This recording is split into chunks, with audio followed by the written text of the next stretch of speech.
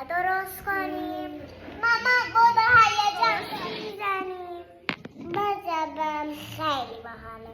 بزبم آره حالا تا بعد اینکه آخر درست کردی برکان میده به تو هم درست کن. بزبم بذار برای تو هم ببینم هست یا نه. وقت گوشت کرده یه ذره براتون گوشت میریزیم.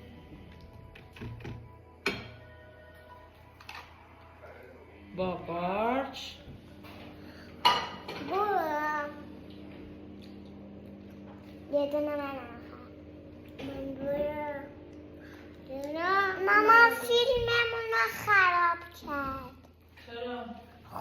من برورم یه پیتزامون آره، حالا یه فارغت یه ذره اینجوری زیاد نده.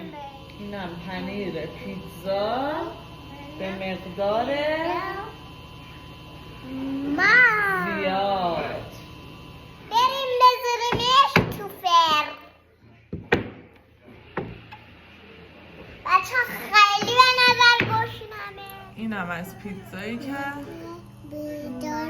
برکه و برکان درست کرد. خب برکه خانم بخور نظرتو بگو ببینیم چطور شده.